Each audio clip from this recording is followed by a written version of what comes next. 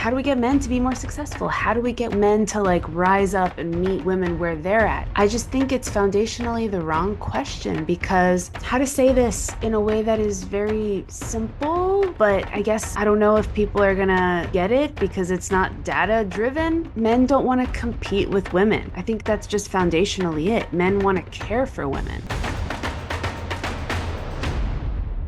Hey, everybody, welcome back to another episode of Ancient Intelligence. You've got your host, Anya Shack here. And today I want to get into just a brief conversation around what's missing in the wider conversation on dating and mating, right? Like, what's the missing piece? People are talking a lot about the fertility crisis.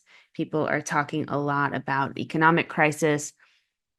People are talking a lot about how men are struggling. Women are outperforming men in university. Women are outperforming men in a whole bunch of different career paths. Men are struggling. What's happening? And there's a conversation around, how do we get men to be attractive to women again, right? Like, how do we get men to get successful again and rise up and kind of meet women where they're at? And I think that question is fine, but also it completely misses a foundational framework that I think is really, really important, which is that femininity can't thrive fully unless it's within the container of the masculine. And masculinity can't thrive fully unless it's provisioning for the feminine, unless it's really giving to the feminine. And so there's so many quotes and moments from conversations from mentors that I admire and I adore. And there's one that's like kind of in my mind right now. And it goes something like, yeah, men are very valuable, but women are priceless. And I think it comes from an Alison Armstrong book that I've read, but a gentleman said that, right? And I find that to be true. I find that to be so, so true. And men love women. And foundationally, women are yearning to be in safe containers held by men. Now, a lot of modern women might not even get it or understand, or it's outside of the realm of their mindset and thinking. That's fine. That maybe they'll get it eventually. But I did want to kind of come to this conversation to lay out a few points that I think are really important that are missed a lot. So basically, there's a lack of understanding around what it is that men are looking for, what it is that men need, what it is that men really want. And I kind of started by laying it out. Like, men want a feminine to provide for, right? That's like the ultimate desire eventually. Like, what's all this for? Like, what am I doing all of this for? What am I working so hard for? And when that for part is not there, then it can become quite meaningless. And moreover, not only when that for whom this is all for is not there, when that for whom this is all for is actually trying to take the position of men. And that's exactly what we've experienced over the last 70 years or so, right? And why? Why did this happen? Why is it like this? Why did second wave feminism go down the way it did? Well, we really have to kind of understand what life was like before the Industrial Revolution and how people were living and what men were doing, what women were doing. And it's just really important to remember that sometimes this is such a big question of economics and what economics and the Industrial Revolution and the industrial system, all of those forces, what they did to our interpersonal relationships, and how those were actually the forces that broke things up and made things become dysfunctional where we're sitting today, and how all of that kind of led us to where we are. So if we think about agrarian societies, each family was its own economic unit. right? So you had dad working the farm, or dad working with animals, or dad doing whatever it was that he was doing. And he was there on the farm, near the home, at the home. And the woman was working in the home as well, whether she was making her own textiles, whether the women in the neighborhood, in the village, in that close-knit community, they were all working together to weave, to sew, to wash, to, I mean, whatever it was that they were doing, to bake, to cook, whatever. And the children were all there.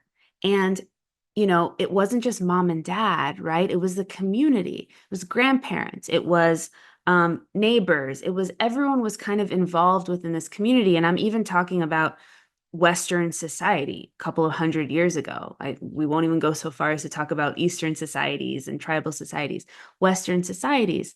And when the home is the economic unit, there's a lot of bonding, there's a lot of closeness, right? Woman feels that she has other female kin around her, especially when her husband is off doing what he's doing.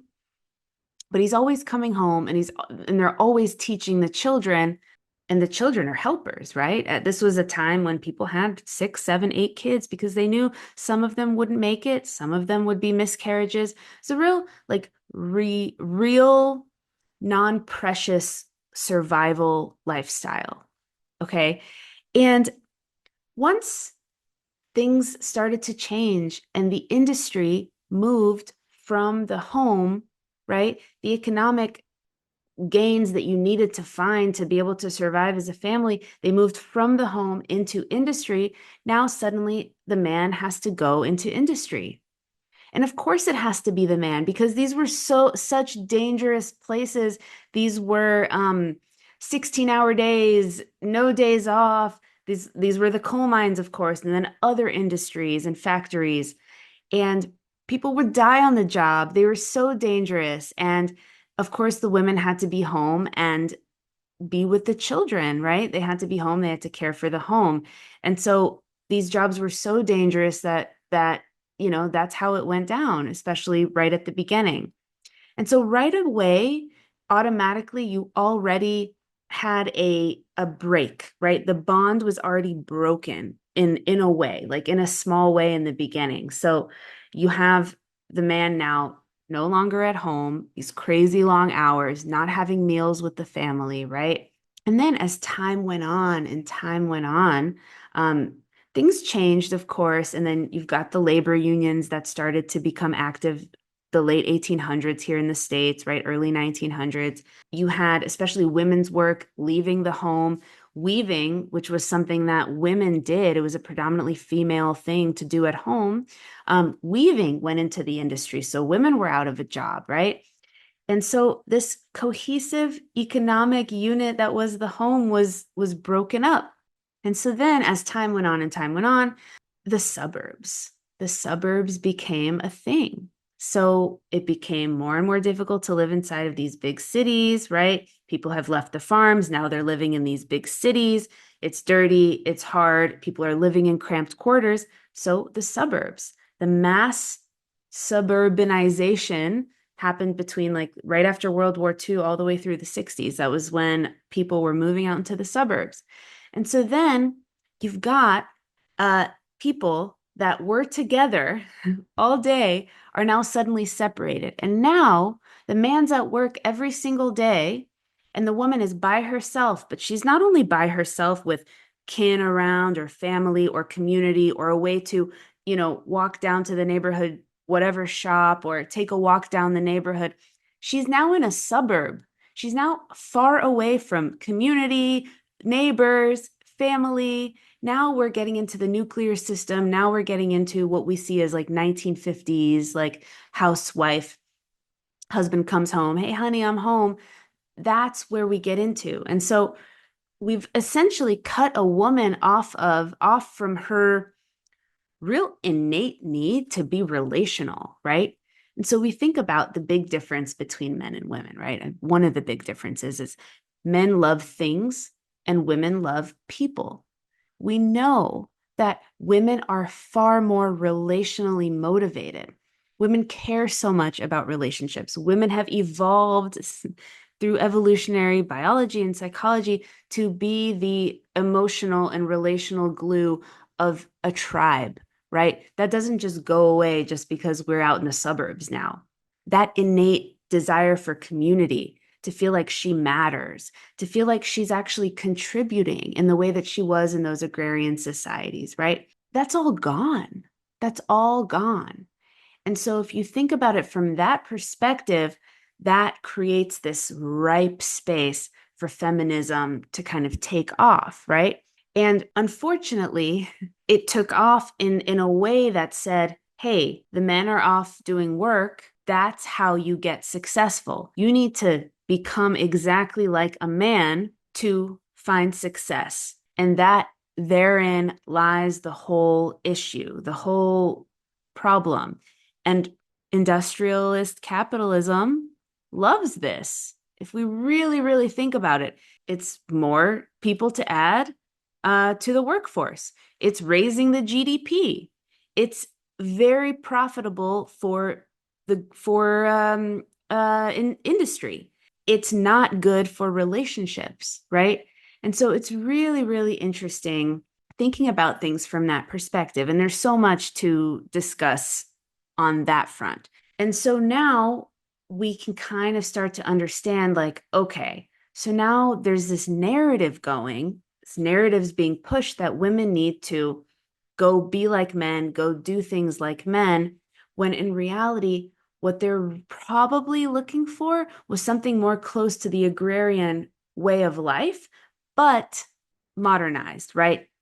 Thinking about it from a new perspective. So I'm thinking about some of the happiest couples that I know right now, right? I'm thinking about just how some people are choosing to live now, just fast forward post pandemic, where we're at now. And the people that seem to be the happiest are the ones that where their economic unit, like where they make money, is centered around the home. Hello, the rise of creators, entrepreneurs, e-commerce, people making money at home, right? And so it's really interesting to think about it in that perspective. A woman who loves to cook and then opens, she starts her own little health foods catering company where she's making meals for people, part time, where her husband is an entrepreneur and he's doing work from home. And then they have a child and then they're able to organize their time in a way that makes sense for them. And they're not dependent on a big company corporate life. Now, I can understand and I can totally admit how much of a luxury that is, right? Most people are not entrepreneurs. They're not entrepreneur minded. They're not going to live that way. Most people do need to go work at a company, in a corporation. And so because of that, you can kind of now understand, and I'm now really starting to see too, is that it just makes sense. And especially in the 1950s and 60s, right? Like there are barely any entrepreneurs. The idea was like most people go to work and you can't really go to work, make money, and have relationships, and have really healthy food, and have presence, and have your kids feeling seen and loved, and getting everything that they need. You can't have all that if two people are going to an office every single day. You just can't have that. And now, I mean, we see it, right? Like we see it. It's so hard to have all of those things. And if you think about what the industry did, right? And what industrialist capitalism continued to do was okay, the moment that that became clear, it's like, okay, well, here, consumerism. Here, you don't need to make healthy meals. TV dinner. Here, you're not feeling well. Okay, here's a pill, right? As opposed to thinking about the lifestyle disruption that has gone on for so long. And so I'm really kind of thinking about it from that perspective, that coming back to this really fundamental desire that men have in regards to carving their own path and finding success and being able to then give that, create a container of that, using all of that success and being able to provide for the feminine in that way, right? So when we ask ourselves the question, right? Like from the beginning here, how do we get men to be more successful? How do we get men to like rise up and meet women where they're at now? And I just think it's foundationally the wrong question because how to say this in a way that is very simple, but I guess I don't know if people are gonna like get it because it's not data driven, but just men don't want to compete with women. I think that's just foundationally it. Men want to care for women. Men really want to care for women. They don't want to compete with women. And so it's just like you see the men going their own way and just men kind of retreating and, or, falling into a more submissive role within a relationship. And it's all energetics, right? It's all energetics because now there's no one to really like go and carve a path for your average person, right? And so it's really interesting. This reminds me of I was reading a story about co-ed like military forces, right? Like co-ed units within the military, within the Air Force, for example. And so this gentleman was describing how, he was a part of a co-ed kind of grouping and the leader, the general, like couldn't, maybe his name isn't a general. I'm like, I don't know the military terminology. The one that's just like the head of the small little battalion or whatever. He he naturally had this like paternalistic instinct towards the women in the group. Like he was treating the men and the women completely differently and he couldn't even help himself, right? It's just innate. He couldn't help himself because he wants to teach the men, he wants to care for the women, right? And I think that's really interesting. And I think it's we get to figure out what we do from here and where we go from here. And, I think there's a quote that I read actually. I think I'll end with this episode, but reflection from this American writer, Phil Christman. He said, "It's surreal to find maleness described as privilege because it's an aspect of my life that I associate mainly with discomfort. When I try to nail down masculinity in all its painstaking stoicism, I come back to this. Masculinity is an abstract range to protect."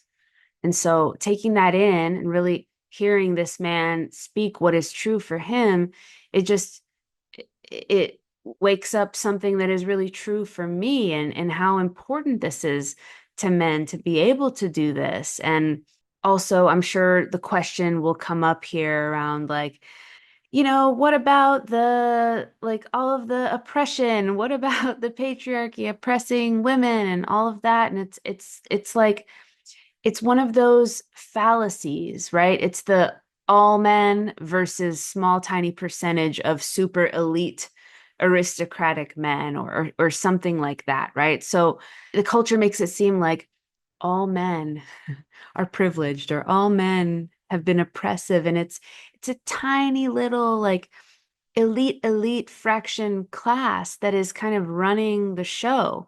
Most men are just doing what they have to do, trying to make ends meet, trying to work, trying to provide and trying to care for the women in their lives, right? That's what's important to them. And so it's really good opportunity to just kind of take a beat. And it's like that specific question is really what I wanted to get at today, which is like, how do we get men to be just as great as women again? And it's just like the wrong question. So it's really about coming back to an understanding that, yeah, that femininity thrives in a masculine container and masculine containers happen and that they thrive thanks to female inspiration and female admiration, calling forth of the masculine, right? And I'll end with this fun little story. I was actually writing about this story on my newsletter this week. If you guys want to sign up for my newsletter, it goes out every Monday. If you look in the about section, you can find that. But basically, I was watching kind of guilty pleasure TV show, but I Am Georgina. It's the reality show that follows around Cristiano Ronaldo's wife. Sorry, girlfriend. She's still his girlfriend. And they have a whole bunch of kids and whatever, I don't know what goes on in their relationship. Nobody does in reality, but from what I sense from her, I feel she's a genuine person in a few different ways. I think she just cares about being a mom. I think she cares about being a great spouse. And those two things matter to me. So I love to watch her. And there was a great moment where one of the boys in typical like teenage fashion came up to her and was like, "Mom, you know, I'm tired. I don't want to go early to school tomorrow. It's swim class and I don't want to go. I want to sleep in." And she did something very innately feminine, very innately beautiful. And she said to him, "The teacher called me today. He told me you were the best swimmer in the class. He needs you to go first because you're the example for the class." And this little kid, I mean, his eyes lit up, right? The little hero in him woke up and he was just started smiling. And it's just like, this is what every little boy wants from his mother, of course, but it's also what men want from women. This, like that inspiration, that trust, that openness, that like I believe in you. I love you. I see you. And so it's amazing that she innately pulled for that, right? She could have said, "Go to sleep," or, "I don't care if you're tired," or she could have babied him, right? But she didn't. She chose to inspire him. And it's a beautiful lesson in how to be with our wonderful men, you know? So, anywho, until the next one, if you found value in what I'm doing here, please help me grow the podcast. And you can do one of two things: either share the episode with a friend or leave me a review on Spotify or Apple. This will help me so much. Until next time.